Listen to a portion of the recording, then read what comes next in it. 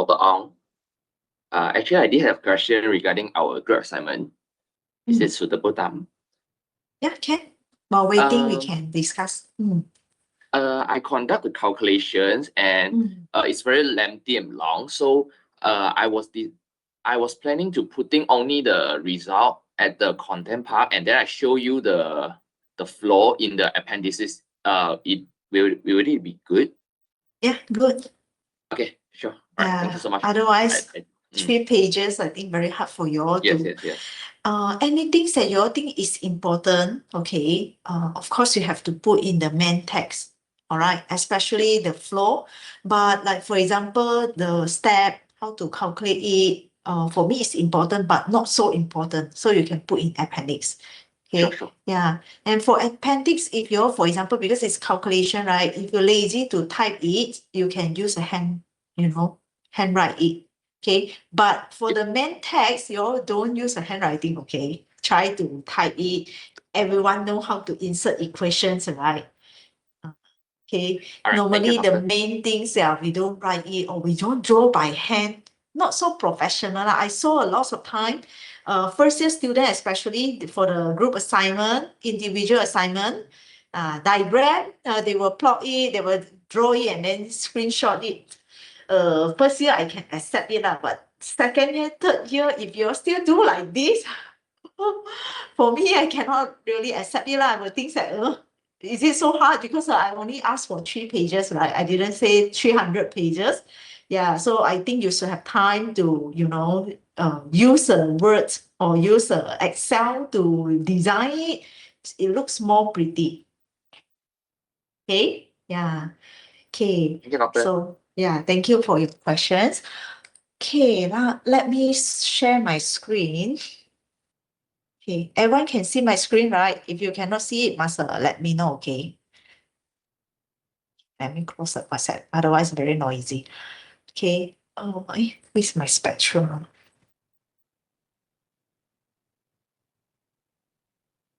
So, before we start our lecture, okay, let us just go through. So as you all can see, okay, today is forwards and future. Next week will be our midterm test, okay, will be physical, face-to-face. So you all please come to the class, 20 marks, okay.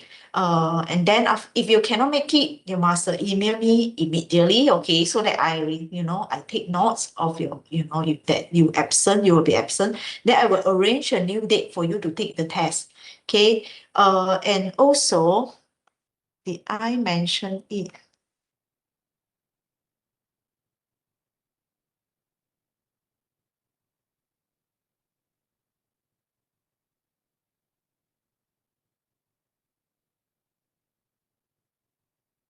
I didn't.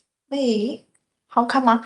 I remember I mentioned that how many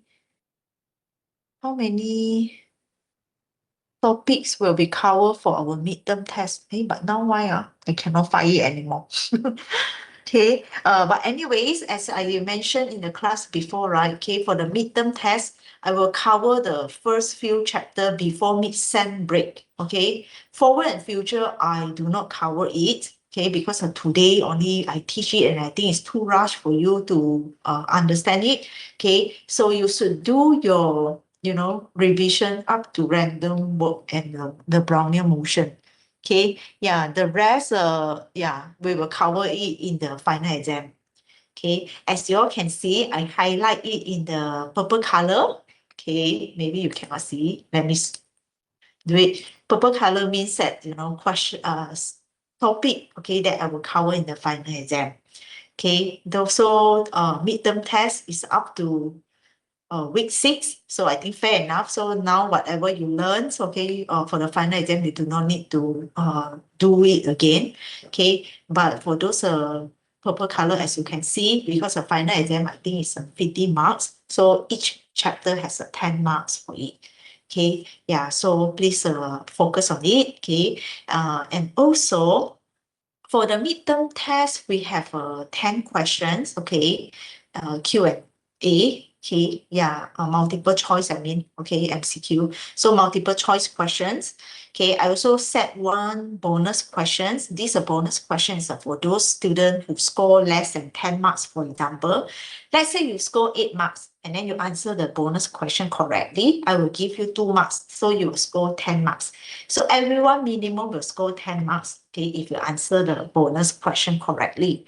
But if you can't answer the bonus question correctly, okay, then you will continue to get the 8 marks lah, all right? So this is how I try to help you. The rest you have to depend on yourself, okay?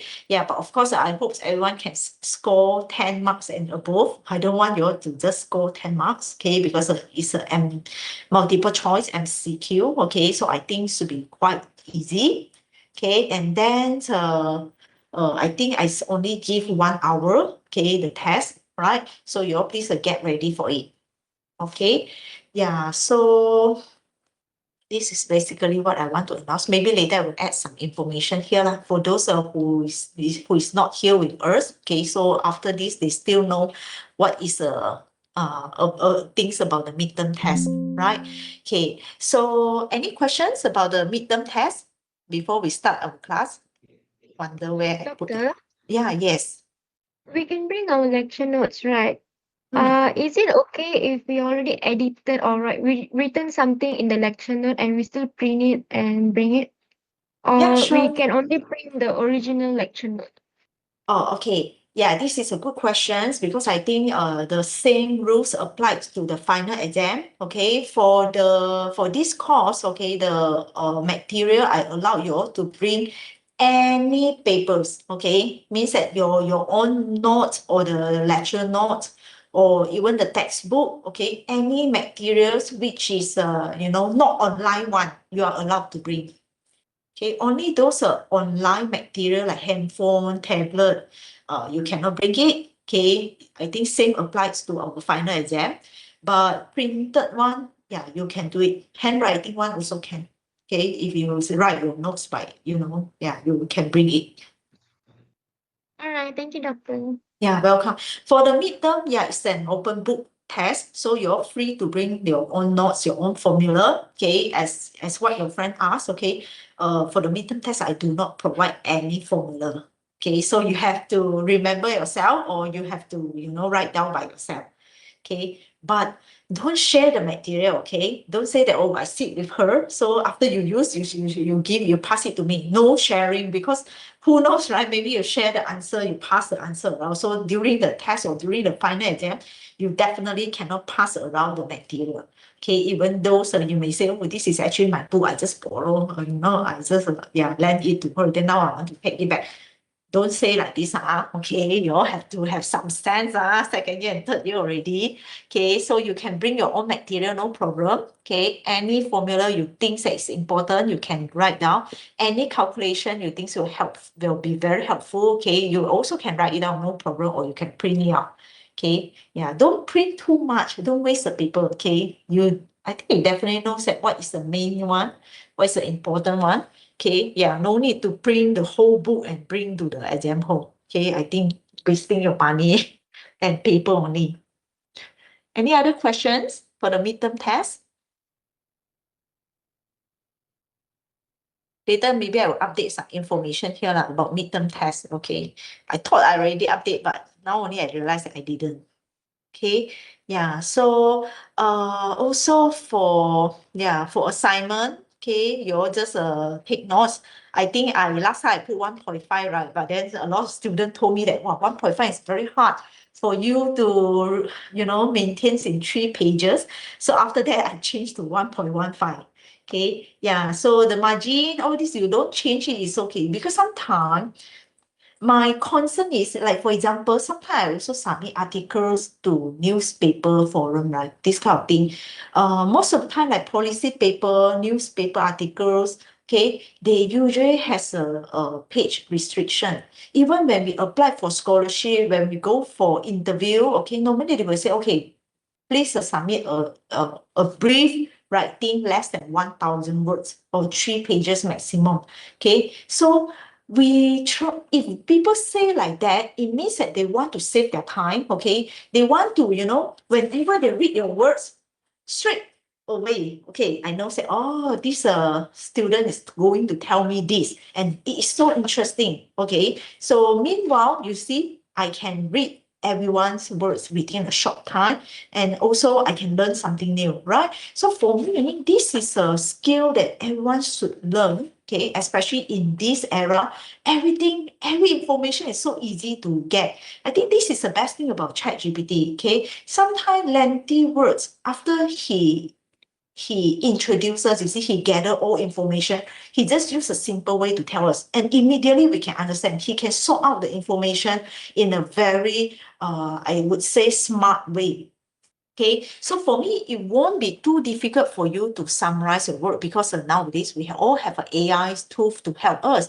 But the key is you are the one decide, okay, what should be included and what is attractive, okay? Yeah, so you should make the decision, okay? Of course, you can ask the ChatGPT, you can say, oh, give me a brief one. But sometimes, bad thing about ChatGPT is when you say, give me a brief one, they really give you too brief until sometimes people don't get it, especially outsider. You must treat me as an outsider, okay? Someone who don't know anything.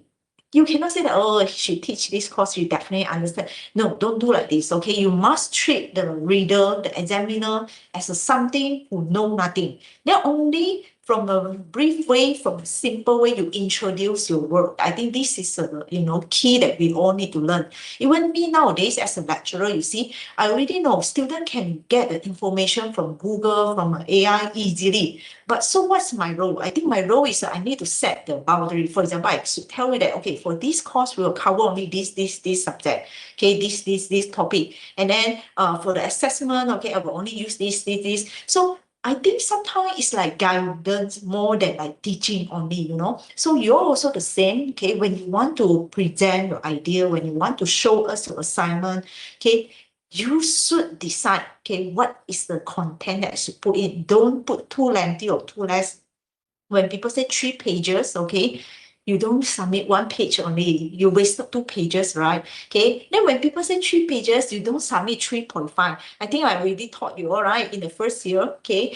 Utilize the information. When people say 3 pages, the best is to prepare 2.5 up to 3. Okay. That should be the optimal range, people when they receive. Okay. So you all have to use a smart way, okay, to design your group assignment. If you have too many information, consider to put it in the appendix.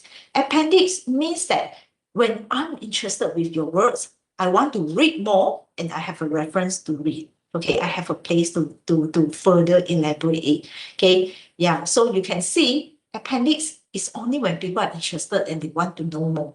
If whatever you write in the main contents is already like, I'm not interested, you think I will go for appendix? I will not, right? So therefore, you have to think about it, okay? How to design the content, okay, for the group assignment. Therefore, I give you 30 marks, right, for the group assignment. For me, how to present our idea actually is the most important one. Okay, yeah. Why there are so many applications, scholarship application, the interview, people choose your application. Okay, I think this is a thing we all need to learn about it. As I mentioned in the first place, okay, if for the main contents, don't use a handwriting anymore. Don't take picture, screenshot.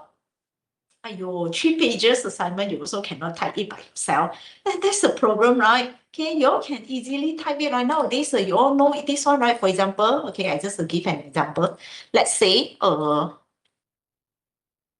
want to insert the equation. Okay, so normally you have to have but this one is maybe I should show in the words lah. Okay, because you all looks like blur like that, right?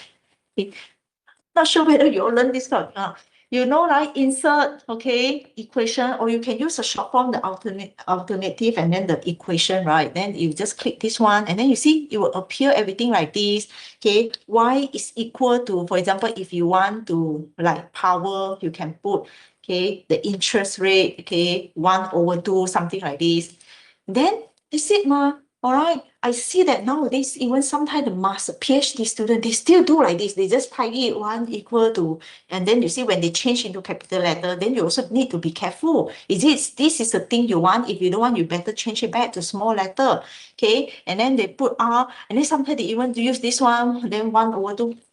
Aiyo, for me, I feel like this is already in the what generation, we still use this kind of thing. I normally don't agree lah. I don't really like it because I think if equation, we better use equations, right? So you all need to learn this kind of thing, okay? Yeah, this equation tool, very, very useful, okay? No matter for your publication later, or you go for postgraduate, and who knows, one day you report your annual report, all this kind of thing, people also use the equation to the format. Okay, unless it's a simple one. This one simple one for me, actually, I still can accept. And do you know that if you do like this, okay, like just now I teach you the short form, the alternate equal, it actually will change the equation as well. But you see, they don't know that this is actually the power. So that's the problem. No? You have to type it by yourself again. Okay, yeah, two different things, right? Okay, so yeah, please learn about this kind of thing. Okay, then about picture, if you really cannot find any similar one, actually nowadays you also can ask a ChatGPT to plot for you, right? But if let's say, you know, AI sometimes they has their own limitation, they don't understand what graph we want. Okay, of course you can draw it by yourself, but and screenshot it, but try to do it in a proper way. I mean that when you scan better. Okay, sometimes the student, you know, they submit the picture which have a shadow area, this kind of thing. I was like, oh, sure. Okay, the shadow itself is so dark. Okay, yeah, try to make it beautiful lah. Okay, first impression is always important. People looks at the out, you know, the people sometimes judge our works, you know, based on the appearance itself, right? Okay, so this is a thing I think you all have to learn about it, especially now you're second year and third year already. You are going to work very soon. Okay, yeah. So any other questions for this group assignment before we start our lecture for today?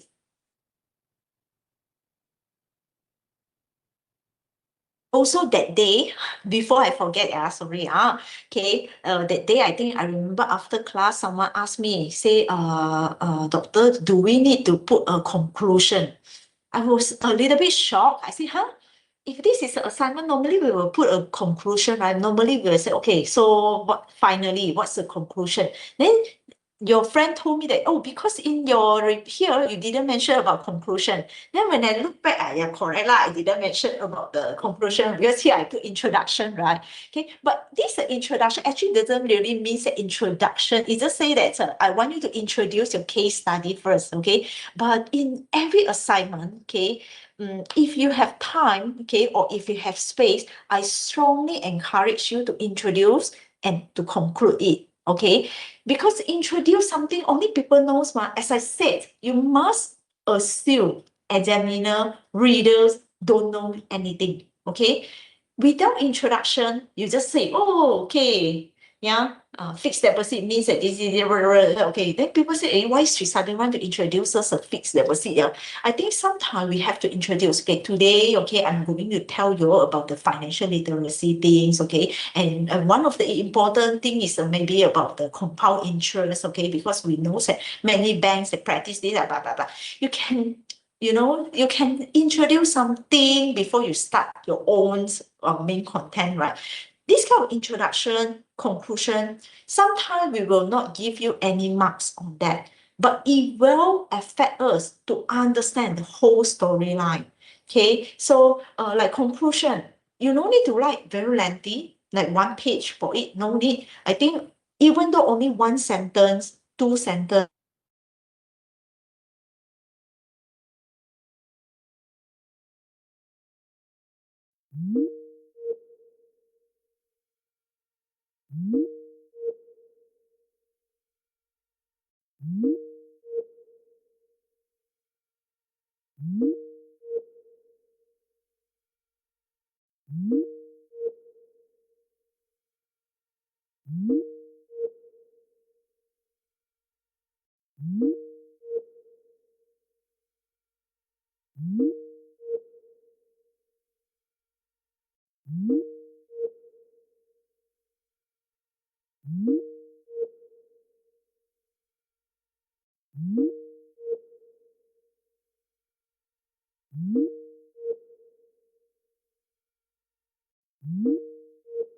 whole assignment, I think, in a more comprehensive way. So it indirectly contribute.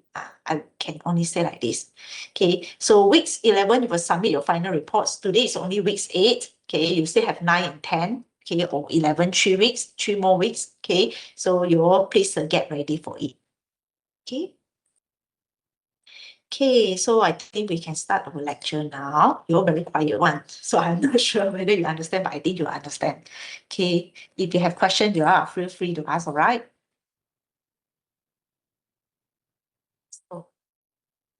So today's we are going to learn about this forward and future. These are the one types of financial, tool in the financial topics. Okay, next week we will learn about future. No, not next week. Sorry, after the midterm test. Okay, yeah, we will learn about the option. That's also one types of the financial things. Okay, so we start from a forwards and future. Okay, we try to understand it. Then next week we can after the midterm we can extend it. Okay, so we start from the formal definition for about this forward. So as you all can see, forward is an agreement between two parties. Okay, whenever we say two parties, we know that it means a buyer and also the seller. All right, so there are two of them. Okay, so to buy or sell a specific quantity of a commodity at a specified price. Okay, on a specified date in the future. So based on the definition, it seems like very difficult to understand, right? But it just means that when two parties, the buyer and the seller, they already agree, okay, you should sell me this quantity of thing, okay, at this date. Okay, yeah. For example, simple example, okay, like for example, the hotel booking. Okay, you want to go travel, normally you will pre-book, right? Okay, so you will say, all right, okay, I will book this room, okay, this room during this date, for example, December, during Christmas time, all right? So I will go during that time, okay? So it's an agreement between the buyer, okay, and also the seller, the hotel, okay? So I want to buy this room, okay, to book this room, okay, on this specific date, okay, at this price. Let's say this room you charge me RM 300, okay, so I just pre-book it, okay. And remember, for the forward, it is an obligation, okay, it's our obligation. It's not an option. The option here doesn't mean the choice. It's not the English word choice, no. Okay, option here we will learn next 2 weeks after the midterm test. It's also one of the financial things, okay? It's not an option. And what's the difference between the forwards and option is, okay, for forwards, normally it's like for example, prepaid it, okay, pre-book. You already, when you book this hotel, okay, you already paid this money and they don't allow cancellation. Okay, so this is so-called forward. Okay, no cancellation in this case. But for the option, it is like you book it, okay, but free cancellation. Okay, so you can cancel it anytime as you like before the date. Okay, so normally these are the two different between forward and option. Okay, we will learn option later. Okay, but today's is only for forwards. So if you break it, okay, so means that if you on this 25 December, if let's say you don't appear, okay, then you will have a legal and financial consequences. But in this case, financial consequences is just like you cannot take your money back, no?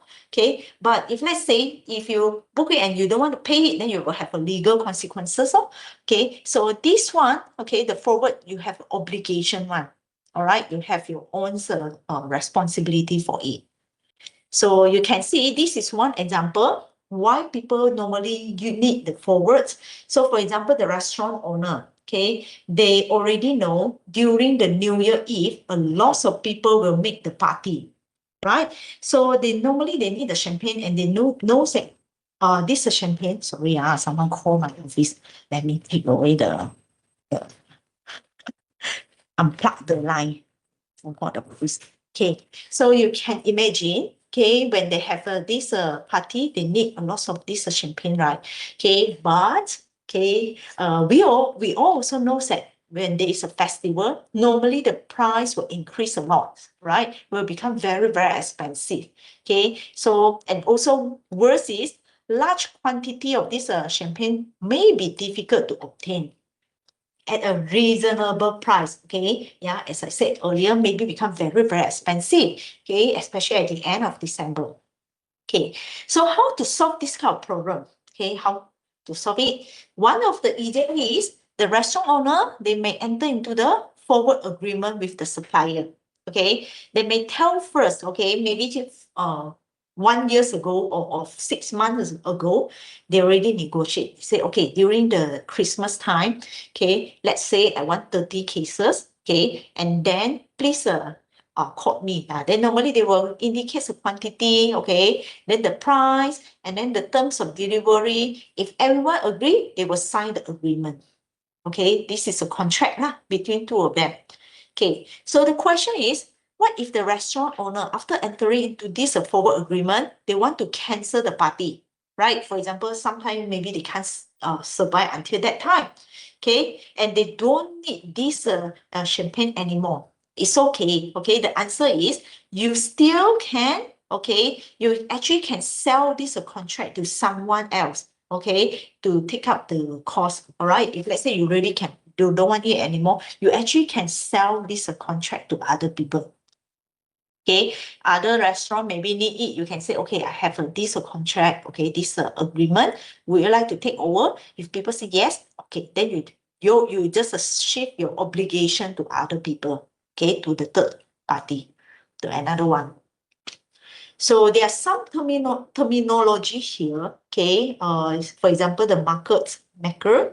The market maker is an agent who arranges the trades between buyer and seller. Okay, then the big price is the amount buyer is willing to spend. It's like our willingness to spend, right? In what we learn for the consumer. Okay, the ask price is the amount seller is willing to accept for an item, the willingness to sell. Okay, yeah. So the ask price, sometimes they also call it as an offer price. Okay, but just in the financial terms, okay, these are the words we use. So the bid and ask, the spread means that the difference between the bid and the ask price for the same item. Okay, and the dividend, okay, as we all know, it's just a periodic payment to the owner of a stock. Okay, they pay out of the corporate profits. So these are the terms that we will use, okay, in the first section of our lecture today. So you can see the second example. Okay, suppose that the lowest ask price of a share of stock is a 50.10. So the seller set the ask price. Okay, he say I want 50.10. Okay, then the highest bid price for the stock. Okay, the buyer. Okay, remember all these come from here. The bid price is the amount of buyer willing to spend. Ask price is the amount of seller willing to accept. Okay, so here the buyer, this is a big price, right? So the buyer say, okay, I only willing to pay up to 50. So there is a difference between these two, right? Okay, one, the seller only want to offer at 50.10, but the buyer only want to buy at 50. Then, so there's a difference between this bid and the ask, okay? It's a 10 cents per share. So how to solve this problem? Because they can't reach the agreement, right? Both of them, one is a 50.10, another one is a 50. Okay, in this time, we need the market maker. Okay, the market maker will come in, will step in, and the market maker will deal with the seller. He say, okay, you want this price, I know, but unfortunately, we can't get it. Okay, so I will only buy from you at 50. Okay, if the seller, then the seller have no choice lah, because if this price, no people will buy it, right? Okay, so after that, they will sell it at 50 to the market maker. And then the market maker also will come to the buyer and he will approach them and say, okay, unfortunately, 50, nobody will sell you. Okay, so you must buy at 50.10. Okay, then the buyer have to agree because in order to buy this, okay, they have to increase their price. So you can see a stock buyer, okay, in the end, they will have to pay up to 50.10. Then the seller, okay, will only receive 50, okay? Yeah, you may be curious to say, huh? but the seller, the minimum, the lowest is a 50.10, but the buyer said that maximum I'm willing to pay is only 50. But why they change their mind?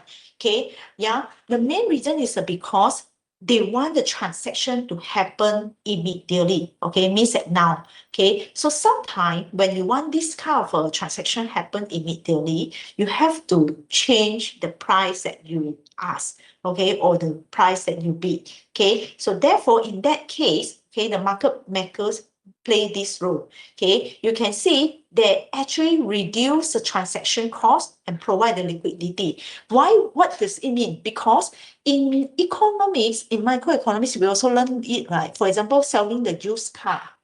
Okay, a lot of time because we don't have this information, so we can't reach the price that we want. Okay, so in that case, okay, if we have a market maker, they will help us, okay, to find the appropriate seller and also the appropriate buyer. Okay, so they will reduce the transaction cost because actually to find the right person to buy your thing or the right person to sell your thing, it needs a lot of a transaction cost, very costly. Okay, you don't know when you enter the market, you say who is going to buy my thing, okay, and then you can't find it. But with a market maker, they can correctly match you too, so you save the cost. Okay, and also provide liquidity because you want things to happen now because you want the cash, right? For example, the money. So therefore, they help you to do it immediately. Okay, yeah. So without them, buyer and seller usually they have to find each other individually, and actually it's quite costly. So this a big ask spread, okay, yeah, is going to pay to this market maker. Okay, so they will buy from the seller and they will sell to the buyer. Okay, this may not happen, in the same time. So the process of buying a stock, okay, this is a process of buying a stock. They are involving 3 steps.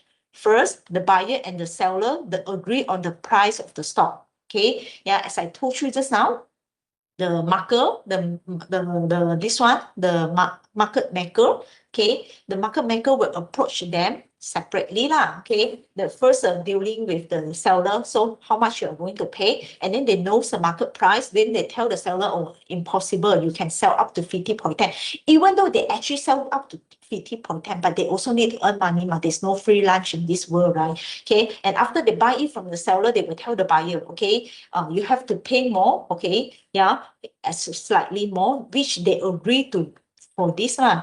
Normally, they will not charge too high as well because they know that others market makers, they may lower down the price, okay? So in the end, they also cannot sell out their stock, okay? Or no people willing to sell their stock to them, okay? So therefore, there must be a market price for that, and both of them agree on it. Okay, and after that, the buyer will make payments and the seller will transfer the ownership of the stock to the buyer. Okay, important is these 3 events, they do not have to occur at the same time. Okay, maybe the seller sell it 1 week before, not really 1 week, actually for the stock, they think 1 week is too long already. Okay, yeah, in a short time, maybe sell 1 hour ago and then the buyer buy later. Okay, something like this. Okay, so this kind of event, they do not have to occur at the same time. It can take some time. Okay, but this market maker, they definitely plays a role of finding the right person, okay, to buy or to sell the stock. So far, so good.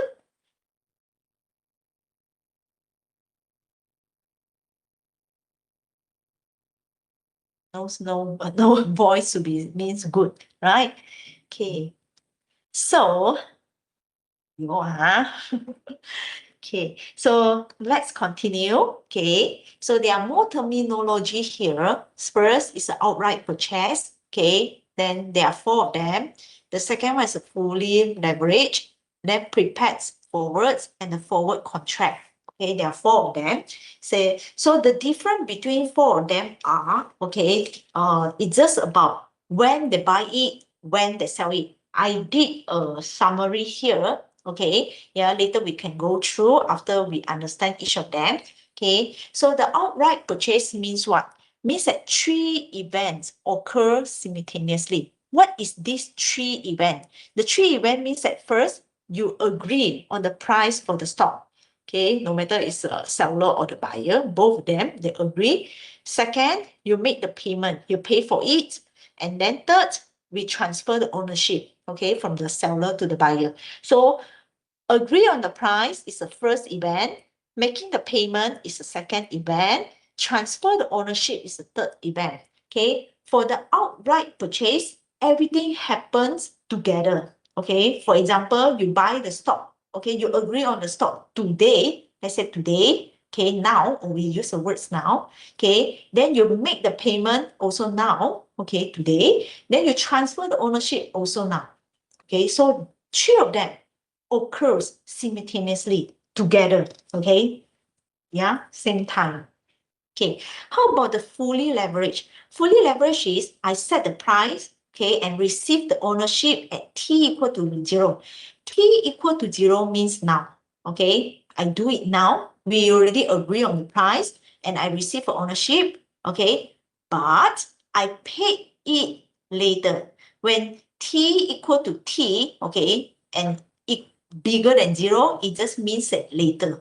Okay, this later can be tomorrow, it can be 1 month later, or maybe 1 year later. It's based on your agreement. Okay, well, for the prepaid, everyone already understand, right? Prepaid, okay? So you set the price, okay? You already set the price and you pay for it now, okay? Yeah, you pay now, okay? You set the price, but you receive the ownership later, okay? Yeah, in the future. Well, for the forward contract, we set the price now, then we pay for the purchase and receive the ownership later.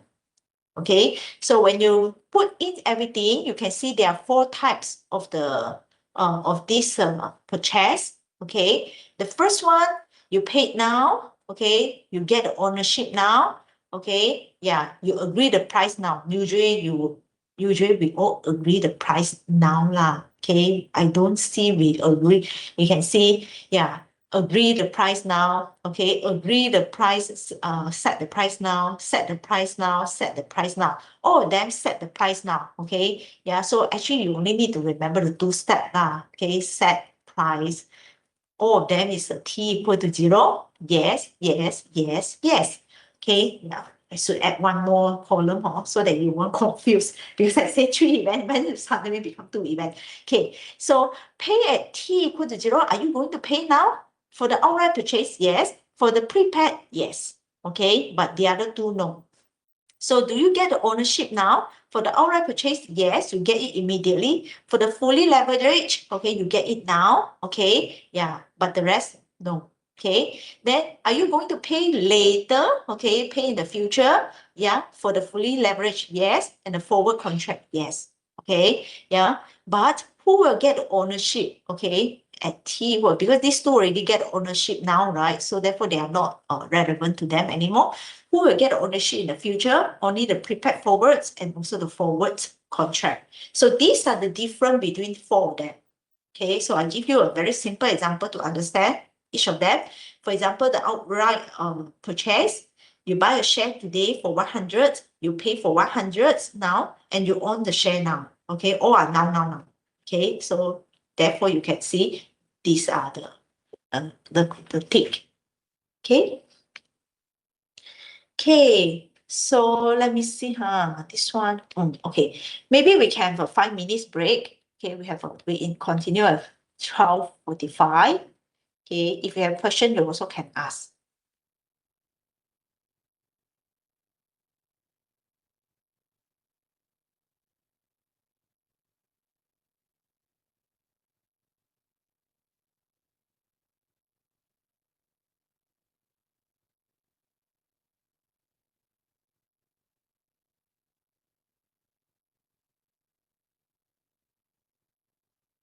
Sorry, doctor, may I ask about the forward contract?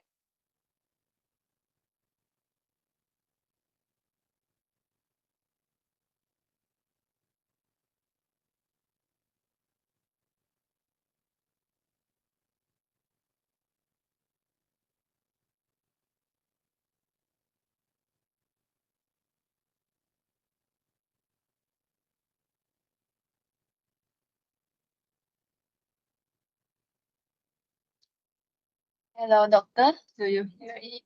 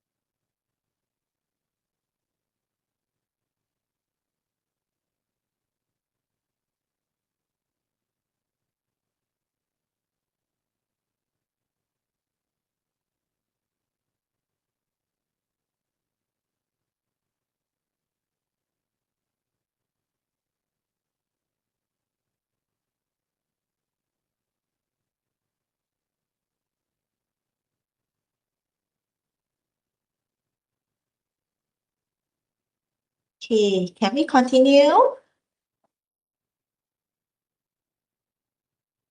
you there?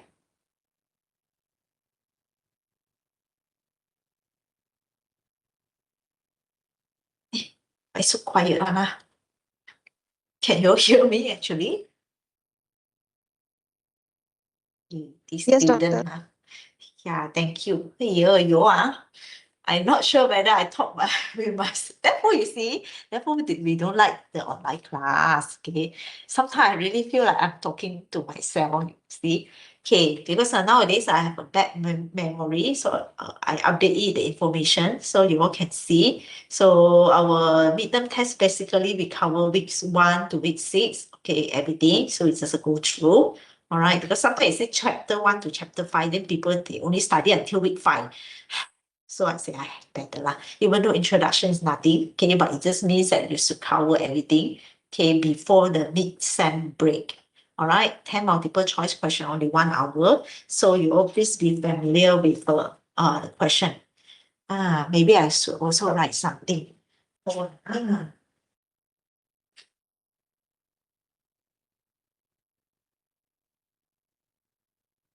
Forgot to mention about the material that you all can bring in. Let me edit now. Because the midterm test is next week, right?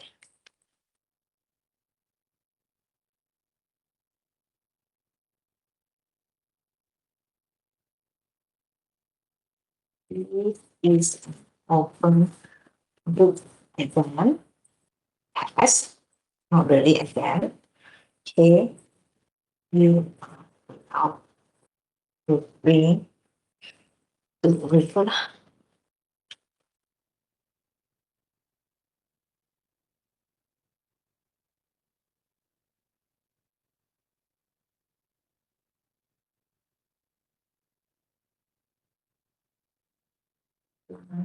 Resources.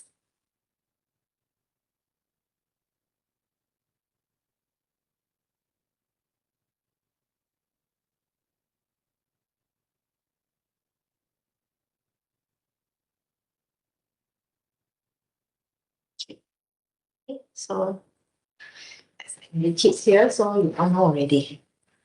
Okay. Right. So let us continue. Early we finish, the happy you are. Right. So now,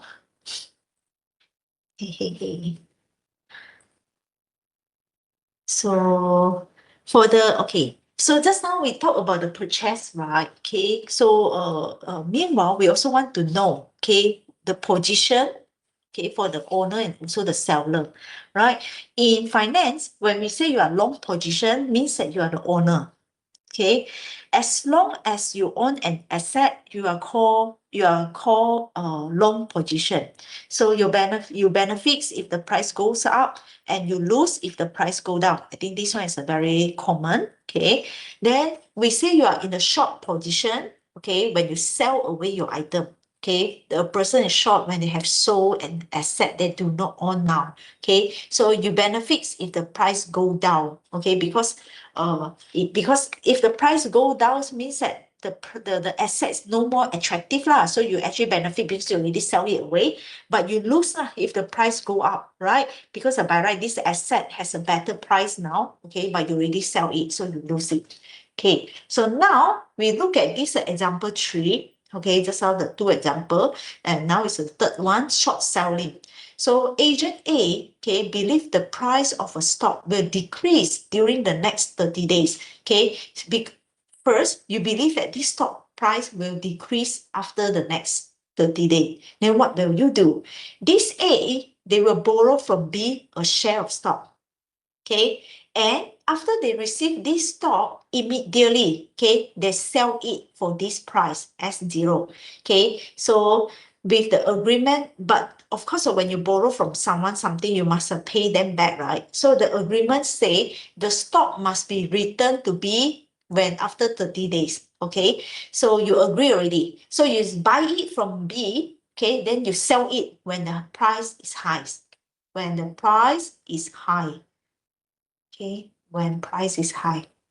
After 30 days, okay, if let's say this one is a S30 lah, okay, if a S30 is smaller than S0, okay, if the price is cheaper, okay, cheaper, it becomes cheaper, then after 30 days, you purchase the stock, okay, at this cheaper price, and you return it to B. So you will have a net profit, right? Because now, okay, the price is high, okay, and when you buy it back, it is low, it's cheap, okay, so therefore you earn a positive profit, okay, so this is called short selling. All right, so you can see example, let's say now the price is 100, and after 30 days the price becomes 70 only. Then at this 30 days, okay, yeah, you faster buy it back, okay, you buy it only at this price 30 days, so the profit is 30. Okay, so you earn 30 by selling high and buying low. Okay, so this is how they do the short selling. All right, so for the purchase, okay, just now we learned about these 4 purchase already, right? Okay, 1, 2, 3, 4. Okay, there are theory on that, okay, the theorem. All right, so we go through one by one. Okay, just for your quick information, because I worry that you may not remember it. So all this is a simple terminology, simple definition for it. Outright purchase means that you pay now, you receive the asset now, okay? Yeah, you set the price now and you pay for it now and you receive the asset now. So let's say the stock is worth this price. This is a price, okay? At time t equal to 0, and payment transfer ownership will take place immediately. Then the amount that you need to pay should be equal to this, okay? So if everything happened now, the fair price is a current price. Okay, so means what? Means that if everything, the transaction happened immediately, okay, by right, as a seller, you cannot sell more than the market price lah. If let's say today is a charge 100, you cannot sell 101, okay, or you should not sell less than 100, also not rational, right? So if everything happened now, the fair price is you must sell at the current price. So this usually serves as a benchmark for pricing all other types of contract. Okay, normally the outright purchase, we use it as a benchmark. Okay, benchmark means that later when people want to set another contract price, we can use it to compare for comparison.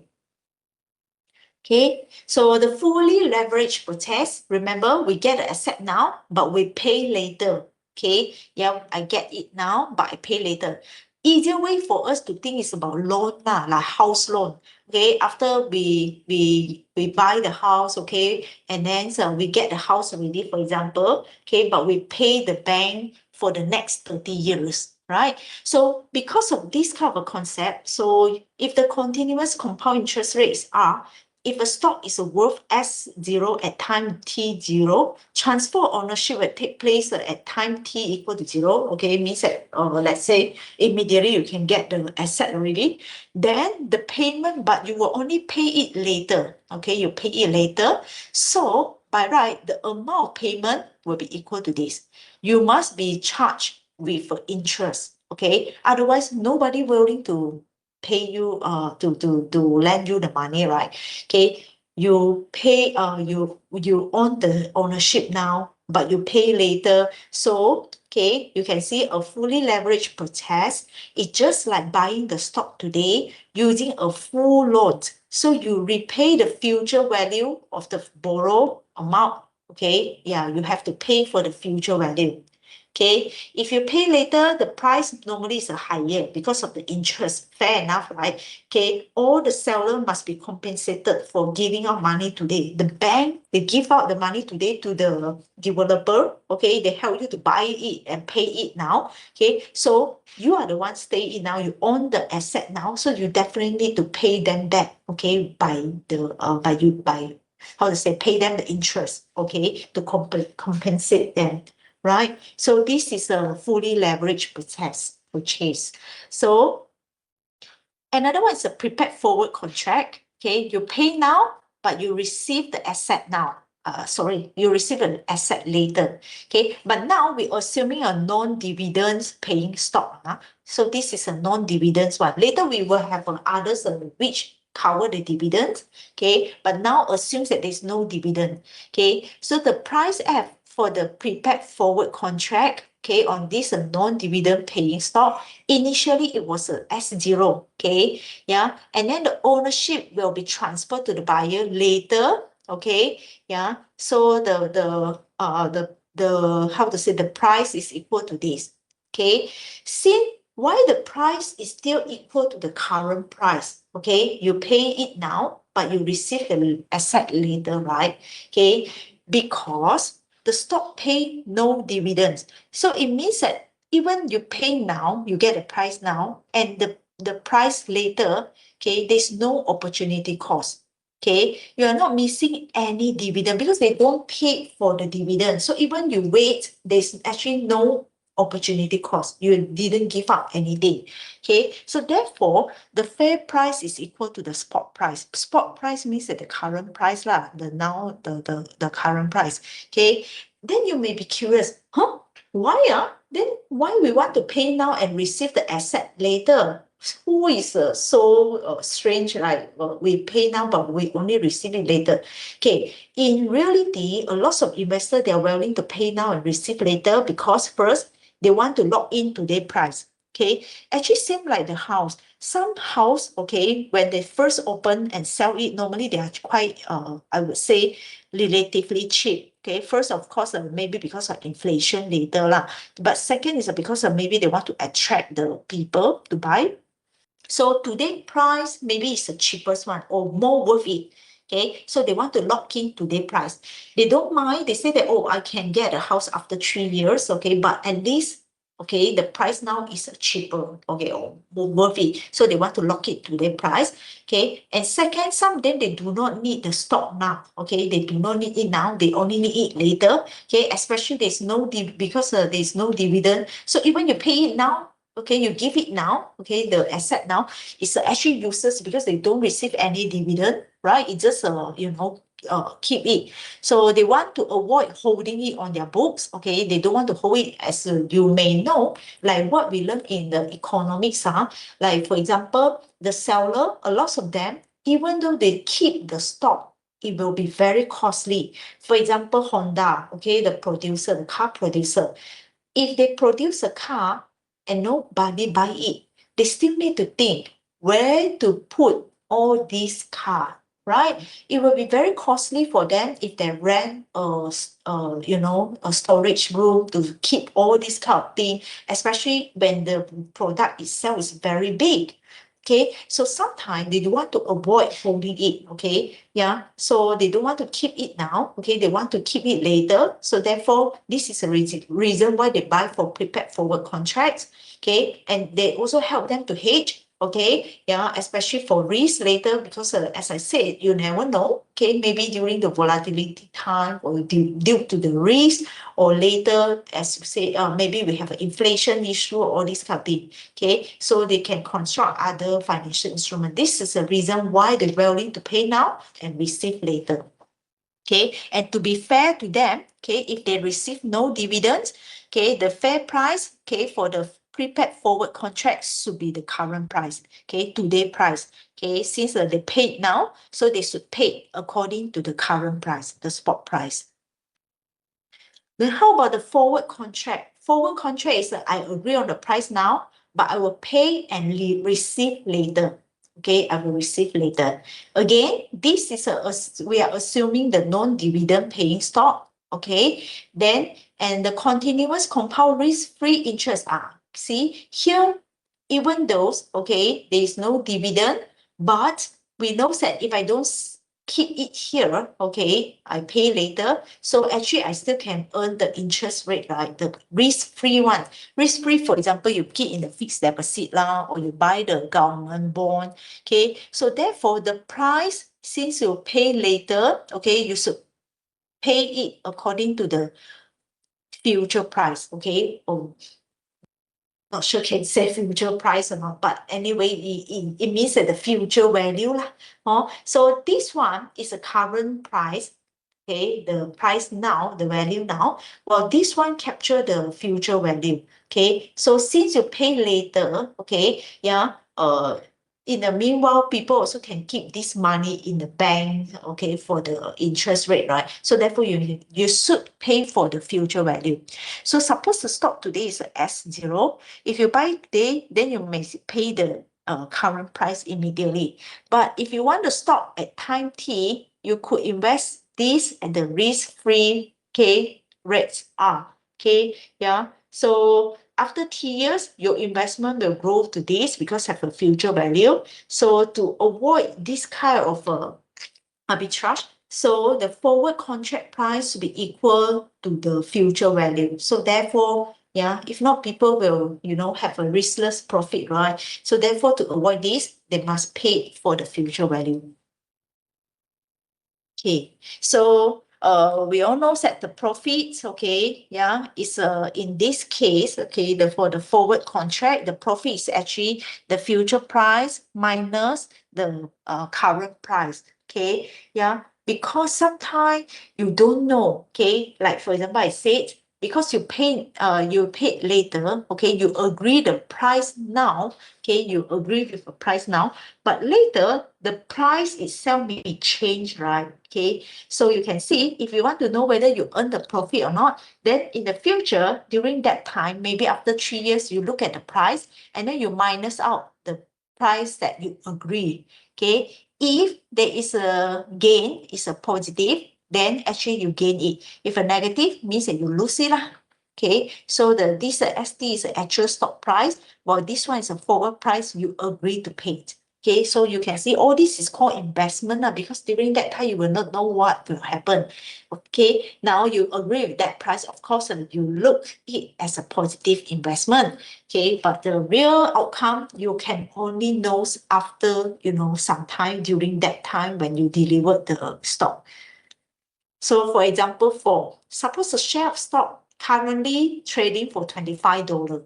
Okay, and the risk-free interest is a 4.65. So they ask you what is the price for the 2 months forward contract. Okay, yeah. So for the price for the 2 months forward contracts is equal to this. This one, you all know already, right? This one is a formula just now. This one. S0 multiplied with ERT. So this one is a current price, S0. Okay, then ERT, this one is a R, okay, because they say the interest is equal to R. R is equal to 4.65%. When percent, you want to change into the normal, you have to divide it by 100, right? So divided by 100, so 1, 2. Okay, put point here. So you will equal to 0.0465. Everyone know this, right? Because of 4.65. 1, 2. Then you put the dot here. So here you put 1, 0. Here you put 1, 0. 0.0465. Okay, and then after that, here they also mention the price of a 2 months. Okay, normally, all right, the T is an annual one. How we know? Okay, always express the time in the same unit as the interest rate. Here, the interest rate is a per year. This one is a month. So if you put in 2, without divided by 12, then this unit is year, this unit is month. So weird, right? How to calculate it? So we always follow the interest rate. If an interest rate is in year, this one we change into year format. Okay, so change into the year. How to change? Let's say if a 2 months, okay, then we divided it by 12 months. Okay, because a 12 month, 1 year is 12 months, right? So therefore you can see 2 divided by 12. Okay, so then you will have a use of calculator, click, click, click, click, you will get this. Next week, the midterm test, please bring your calculator. I don't have an extra calculator, okay, for you to use. You must bring, okay. This is also the thing, I'm very scared. I have to write it down. Always during final exam, there must be 1 or 2 students, very cute one, take the max exam and don't bring their calculator and ask me to lend it to them. I was like, what? Please bring your calculator. Okay, bring your own calculator, please. Mathematics test, ma. All right. Therefore, students say, why we want to give so many instructions, but we don't write, then they don't know sometimes. This is a cute thing about student. Okay. Yeah. So yes. So therefore, okay, the profit will be equal to this minus this. But this one, we don't know yet. First, they don't provide this information. They don't provide, right? So you just in the how to say, if a question asks you, it's just but they ask the price of the 2-month contract. They didn't say what's the profit. The profit, this is just an extra information. Sorry, to explain to you. If normally if they ask you the profit, they will give you, okay, the price after the 2-month contract is equal to what, okay, the real one, because this one is the estimated one, is a you pre-agree one, okay, you pre-agree, but this one is a real one, but they don't provide. Normally they will provide you, say the real 2 months forward, then what is the profit? Then you can calculate it. But in this case, okay, if you get this information after 2 months, then you can minus it with this pre-agreed price, then you will see whether you earn a profit or not. Okay? All right. Okay. Just now, remember, until here, the prepared forward contract as well as the forward contracts, we assume that no dividend, okay? They don't pay any dividend on this stock. But how about, okay, when there is a dividend paying, okay, when the stock does pay the dividend, the prepared forward price must be lower, okay? Yeah, so assume that the risk-free interest is R, again, there is an interest, okay? And then they also pay you the dividend, okay? So how to calculate the price? In this case, the original price have to minus the discrete dividend. Okay, this one is a discrete case. This is a continuous case. Okay, then you must minus the dividend. Why? Okay, because the prepared forward buyer, they buy the prepared forward, they already paid for it. Okay, they paid, but they will not get it until T, right? So this seller who is still holding this stock, they will receive the dividend, right? Okay, now you have a buyer and you have a seller. Okay, for this buyer, because this is a prepared forwards, right? They already paid for it. They paid, okay, yeah, but they will receive later, right? And then this seller still holding the stock. They are still holding the stock. And this stock, they actually pay them the dividend. So actually, in other words, they are still earning some money. So therefore, okay, to be fair, okay, to be fair, because everything is about fairness, right? To be fair to the buyer, the price, the current price must minus out the dividend that he will receive. If let's say you will only receive, okay, in the up to 3 years, then you must minus out the 3 years dividend. Okay, so you can see when the stock does pay dividend, the prepared forward price must be lower. Okay, the buyer will pay more lesser.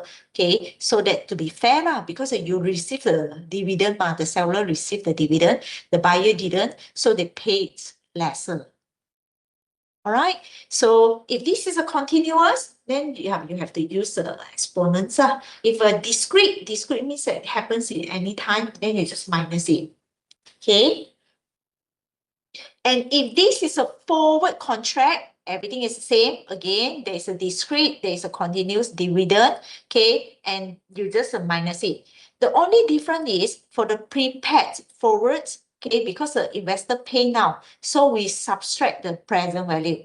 But for the forward contract, because the investor pay later, so we subtract the future value. So this is the future value. The difference is on here. Okay, just now one is this one. So you can see this is a current one. Okay, the how to say, the present value. Sorry, that's the present value, and this is a future value. All right, so this is only different.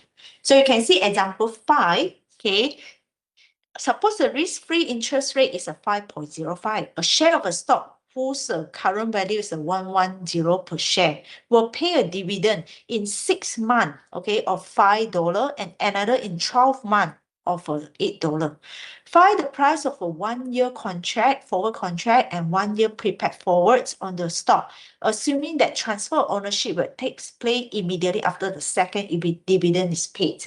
Okay, so first, they already tell you the risk-free interest rate R is equal to 0.0505. Okay, then the share of stock, the current value is S0 is 110, and they will pay the dividend. Okay, they will pay the dividend. First dividend is after 6 months, another one is after 12 months. Okay, the dividend. So now they ask you to find the price of the 1 year forward contract and 1 year prepaid forwards. Okay, in this case, we know that this is a discrete dividend case. Why? Because the stock paid two specific non-fixed cash dividend. They already tell you the first one in the 6 month, another one in the 12 month. They didn't say continuously. Okay, in the exam, open your eye debate. When people say paid a dividend in the specific time, okay, and how much the non-fixed cash dividend, then it's a discrete. All right. So therefore, you can see we use a minus, okay, yeah, and also this one, yeah, is a forward contract. All right. So here we have a prepaid forwards and the forward contract. Prepaid for this one is the prepaid forwards, this one, and the forward contracts. This one. All right.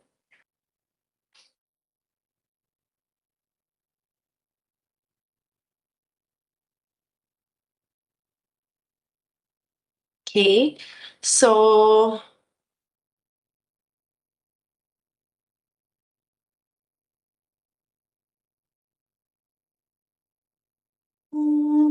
on a 1 year forward contract, 1 year prepaid forwards.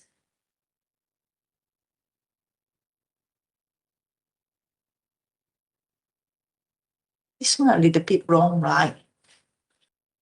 1 year forward contract and a 1 year prepaid forward. Prepaid forward is correct, but the forward contract should be this one, right? As why they only multiply here? I didn't see that they minus this. Or maybe they already simplified. Okay, yeah, you try. Okay, by right, we should use this formula. Okay, maybe because of this value, we already get it. Oh, why? Okay, but anyway, I will leave you to try. Okay, so show you the prepared forward first. So as you can see, this one based on the formula is this one because this is a prepared forward, right? We use this formula. Okay, this formula. Okay, so first step, use a S naught. Okay, the 110. So we put the S naught here, S0. Okay, then we minus, okay, the summation. Summation means that if you pay you 2 dividend, you have to sum out the 2 dividend. If they paid you 5 dividend, you have to sum out the 5 dividend. And this formula is a summation of the dividend multiplied with E minus RTI. Okay, so this one, you can see the first dividend, okay, is this one because it's a 5. The amount of dividend is 5. While the second one is 8. So therefore multiply with 8. Okay. Then E minus R. R is the interest. Then this is a time. Right? So you can see R and the time. And this one happened in a 6 month. So therefore you have 6 divided by 12. This one happened in a 12 month. So you have a 12 divided by 12. Okay, yeah, so this is how we calculate this one. Okay, but this one, oh, by right, okay, we use this formula. Okay, you go back and try, maybe it's the same one, they just already simplified. Okay, yeah, I will leave it for you to try. Okay. So for the example 6, okay, yeah, now you can see they say if they already mentioned pay dividends continuously, okay. This one, a lot of students, they confuse is about interest rate, but interest rate, it doesn't matter one. Important is that you have to see the dividends paid in discrete or continuous. Here they already mentioned they will pay this stock dividend continuously. So we have to use this formula. This and also this. All right. Okay, so therefore you can see, yeah, this is the original price, and then this one is the dividend, the D, okay, and the risk-free interest, this is a R, okay, so they ask you to find the price of a 4-month prepared forwards and a 4-month forward contract. So you just apply the formula, okay, as you can see, this is a S naught, then this is a 0.0275 is a dividend, okay, and this one is a month, okay, yeah, so you have to just multiply it from, the formula is from here. So as you can see, okay, there's no R here, right? Okay, so therefore you do not need to multiply the R, okay, yeah, so, but this one, the second one, they involve R, then you have to use R. So you can see why here we use R here. Okay, so just follow the formula and plug in. So far, so good. I can give you a 5 minutes break to digest. Okay, we will continue at 1:20. Okay, now it's already 11:22 lah. Okay, so we have a short break.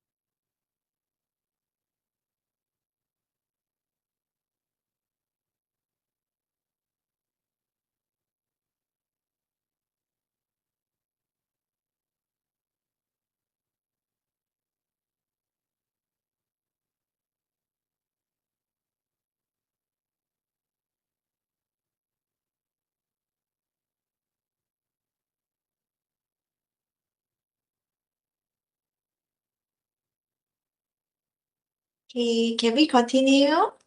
Are you all still there? Yes, doctor. Okay, good. All Alright. right. We still have another 5 slide only, just like count 1, 2, 3, 4, 5, 6, around 5. Okay, so should be very simple one. Okay.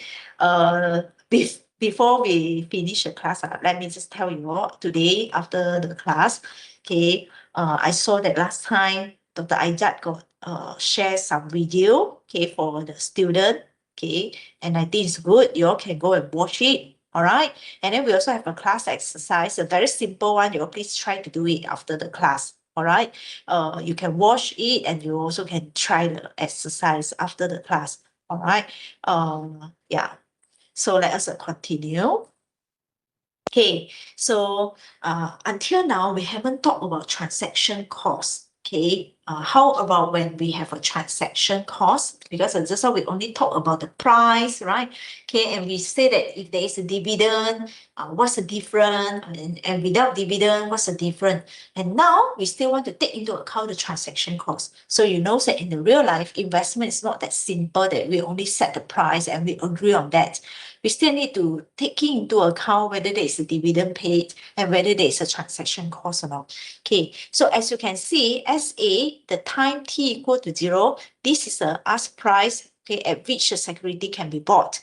And SB, okay, the time t equal to 0, this is a bid price at which the security can be sold. And in general, okay, the SB must be smaller than SA. Okay, the bid price must be less than the ask price. Why? Okay, there is some explanation here, okay, but in the summary, in a real way, it does because we want to avoid this arbitrage.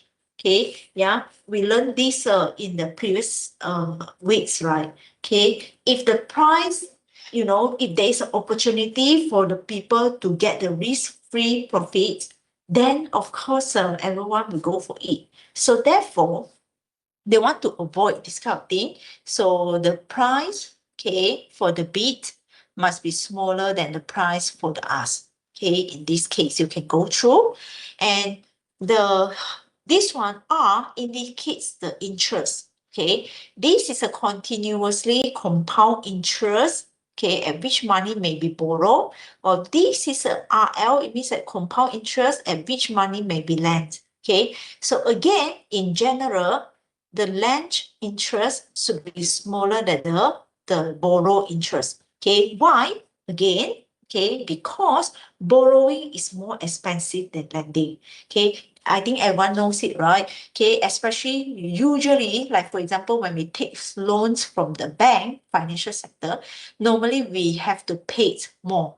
Okay, because if it is equal, banks will not earn a profit. And why they want to borrow you the money? Okay, they have to bear the risk, they have to bear the cost, okay, and also they need some profits for their maintenance, the thing. So therefore, usually, okay, the interest that we lend, okay, is smaller than the interest we borrow. All right, so and K is a cost per transaction. So these are some terminology. Okay, so when you want to price a forward contract, okay, yeah, the theorem tells us that this forward contract price, which is this arbitrage free, okay, there's no any free earning money, okay, on that, they must satisfy this inequality. Okay, so this is the lower bound. This is an upper bound. Okay, because meanwhile, they also don't want you to set too low, okay, or too high. Okay, so you must satisfy this range. All right, the forward price must lie inside this band. If it's outside, then we can do all this arbitrage, okay, the arbitrage. So you will have a riskless profit, okay, accounting for transaction costs and also the asymmetric borrowing and or lending rate. So this one, they already consider all this. They consider the transaction cost. They also consider the rate. So therefore, you can see we have a K, okay. We also have this rate, okay. We also have the the price for it. So this is a range. So for example, you can see example 7.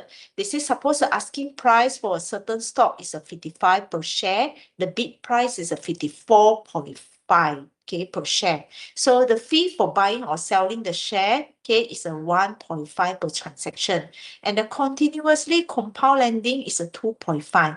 And then the continuous compound borrowing is a 5.5. So they ask you to find the interval of no, okay, arbitrage price for a 3-month contract. Okay, how to calculate? You just apply this formula. Very simple one. Okay, the SB here they already mentioned is a bid price, so it's a 54.5. Multiply 2 and the cost is a 1.5, right? So multiply 2 with 1.5. And RL is a lending price, right? Lending rate, so it's a 0.025. And then here is a 3 months, so it's a 3/12. Okay, then SA is a 55. Okay, 2K again is the same thing. RB, in RB is a 5.5, okay, the borrowing rate.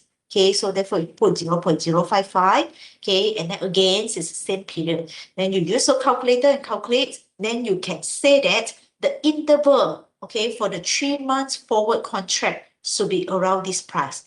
Okay, it shouldn't be less than 55.72 and it shouldn't be more than 58.8. Okay, yeah, this is the interval. Okay, until now, we talk about forwards only. Okay, we always talk about forwards. Another similar one is called future. Okay, yeah, future are similar to forwards. Okay, in many things. Only there are some differences, and the differences are listed out here. Not much. Okay, so whatever we learned about the forwards, we can apply to future. Okay, so what's the difference? Future, they are traded in exchange. Forwards, it's just between the two parties, like just now the restaurant, okay, between the restaurant and also the champagnes. Okay, they make the decision, they say, okay, during the Christmas time, I will sell you with this price, all right? But future is not. We have to trade it in exchange. Exchange is like the stock markets there, okay? And future, they are traded in standardized amount and with standardized maturity dates. Normally, okay, they already standardize it. All right, you cannot say that, oh, I want to buy 3,000. Oh, then my maturity date is, let's say, until December. No, they already standardize it. They say if you want to buy this stock, okay, the future, okay, then you have to buy maybe with 1,000, and then the maturity date, let's say, is 2 years. Okay, but forwards, normally we customize it to suit the parties involved. Okay, to suit your needs. And future, they are usually settled by exchange of cash. Okay, normally you pay for it and then you have a future stock. Okay, but for the forward contract, normally they are physical delivery. For example, just now we want the champagne, right? Okay, or that's kind of maybe some commodity like oil. Okay, this kind of thing. So future, they are considered to have a less risk. Okay, because for the future, normally they will have an exchange clearing house. Means that people to monitor it. Okay, and they also require deposit from both parties. No matter you are seller or you are the buyer, you need to pay for the deposit to enter the future. Okay, to enter the exchange. But the forwards normally no. Okay, they just make their agreements. Okay, yeah, they do not need the deposit to enter. So these are some of the terminology that you may see. For example, margin. Margin means what? Margin just means that the deposit that you need to pay, okay, in order, okay, to hold this future contract. All right, and this deposit is used to against the default one. For example, for example, if you want to buy the future, okay, you must at least pay like the deposit for 1,000. So let's say if the price is less than the deposit, okay, let's say this is a margin, okay, the margin is equal to RM 1,000, okay. So let's say, okay, the price now, the stock price, okay, is less than 1,000, it becomes 900. Then you have to top up 100. Okay, so that it will reach the margin 1,000. Okay, so you can see maintenance margin, a minimum level of margin, usually a percentage of the value, okay, required by the clearing house. The clearing house will take care of this. If they see less than it, they will ask you, if your account drop below this, okay, due to loss, you will get a margin call. The margin call means what? They will ask you for additional margin fund so that you can maintain at 1,000, okay? Always maintain here to minimize the risk, okay? So therefore, why sometimes some people, when they buy the stock, when the stock value drop, they have to keep paying the money, okay, to maintain the margin. All right. So this will ensure that you can cover the potential loss. If you cannot cover, then actually, yeah, you will have a consequences of. Okay, so you can see this is a key distinction between forward and future. All of them are almost the same, but forward, okay, is just a private agreement between the two parties, but future, they traded on the exchange. Forwards, you can customize it, okay, but future, normally they are standardized. Forwards, okay, normally we settle it often during the physical delivery date, okay, but future, usually is a cash settle daily, okay, if you want to buy today, you have to settle today, okay. For the forwards, the risk is normally higher, okay, because you never know, all right. Some people, maybe they don't have a trust run, okay, they are not reliable, okay, during the physical delivery, they just bankrupt, run away, right? But for the future, they has a lower because you need to pay the margin, okay, and this margin will be maintained by the clearing house to guarantee the performance, okay. And for the forwards, usually they don't pay for the margin, the deposit, okay. But unfortunately, for the future, usually you need the initial or variation margin, okay. Yeah, if the money drop, okay, the price drop, then you have to pay, you have to top up, okay. So liquidity, they are less liquid, okay. Sometimes it's quite hard for you to enter on SAB because you have to really negotiate and get a private agreement. But this future is a very liquid. Whenever you have a money you want to enter the exchange, you can do it. Okay, unlike this forward contract. So yeah, that's all for today.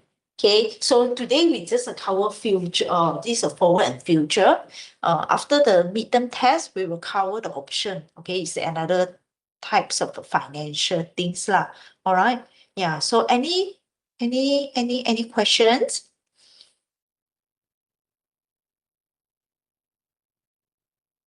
Okay, so if no question, as I said, okay, after the class, you can watch this because by right, the university require that some weeks, okay, some of the chapter, student need to self-study, okay, so I will treat this as a self-study for you, okay, I will provide the materials and you just watch it and learn it more, okay, and please remember to do the exercise, even though there's no marks, but it's good for you to understand the course.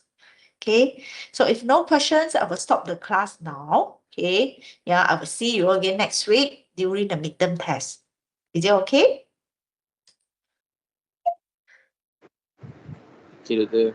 Yeah, thank you, everyone. Thank you, Doctor. Thank you, Doctor. Thank you, Doctor. Thank you, Doctor. Thank you. See you all next week.